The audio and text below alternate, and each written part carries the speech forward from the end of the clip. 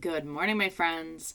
So, today for our science block, we are going to learn a little bit more about clouds.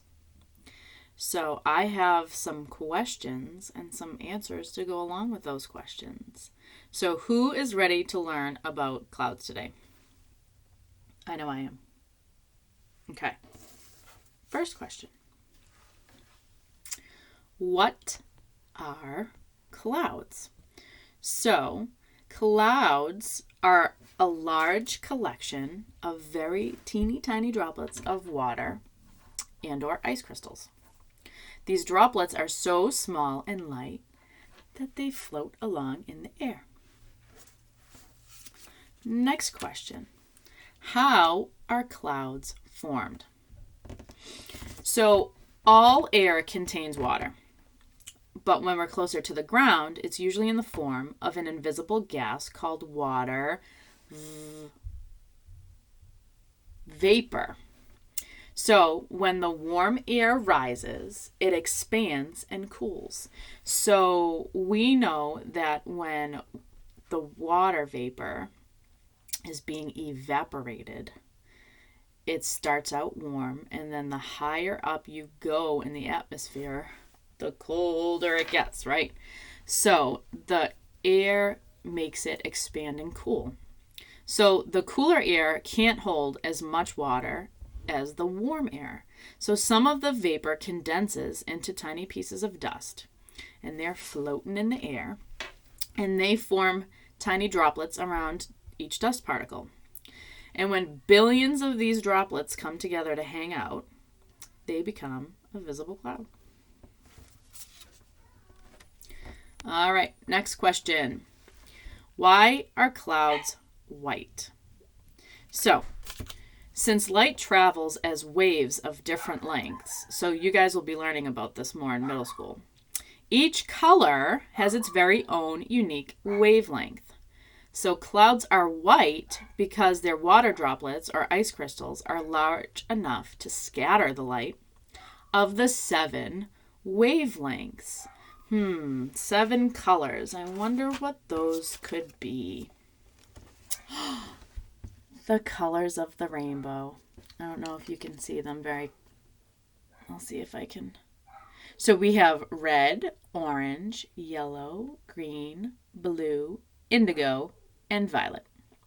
So all those colors combine to produce what is called white light. All right, here's our next one.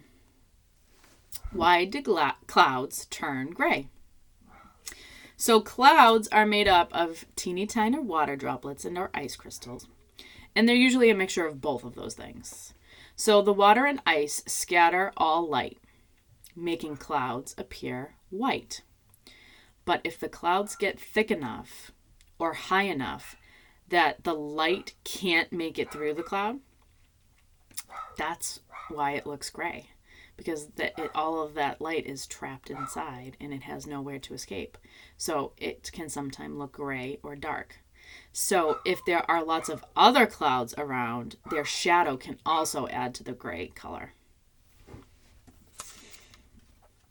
All right, here's our next question. Why do clouds float? I wish I could float. A cloud is made up of liquid water droplets. A cloud forms when air is heated by the sun. And as it rises, it slowly cools and reaches the saturation point where the water condenses and it forms a cloud. So as long as the cloud and the air that it's made of is warmer than the outside air around it, it floats. Cool. All right, next question. How do clouds move? So clouds move with the wind. High cirrus clouds are pushed along by what is called the jet stream.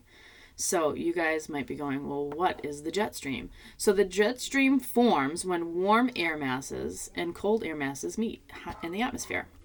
So it is basically a band or bands of strong wind. So sometimes these high cirrus clouds are pushed by the jet stream at more than 100 miles per hour.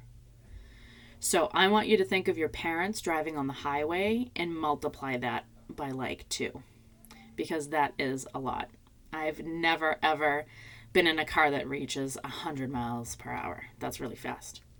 So when clouds are a part of a thunderstorm, so those nimbus clouds, they usually travel at about 30 to 40 miles an hour. So that's a little bit easier to think of. So 30 to 40 miles an hour. So let's think about side streets and roads. Those are usually between 30 and 35 miles an hour. Unless you live in Melrose, then they're 25. But where I live in Saugus, most of the major roads and side streets are 30 miles per hour. So, last question. Why do clouds form at different heights in the atmosphere? So, the characteristics of clouds are dictated by the elements available, including the amount of water vapor, the temperatures at that height, the wind, and the interplay of other air masses. So when we first learned about clouds, I told you that the 3 major clouds usually hang out in the same spots. So cirrus clouds are usually higher up in the atmosphere. And the cumulus clouds like to hang out in the middle. And the stratus clouds are usually closest to the ground.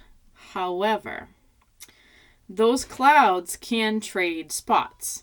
So you can have high stratus clouds or low cirrus clouds, and that's something that we're going to learn about on a different lesson, because depending on where it is in the atmosphere, there's a certain name for it. So I hope you enjoyed learning a little bit more about clouds, and I am going to post a cloud wheel. So I'll post the directions that go with it in the comments. And if you have a brad, that's awesome. And if not, you could probably use like a pipe cleaner or something else to puncture the hole. And I hope you guys had fun.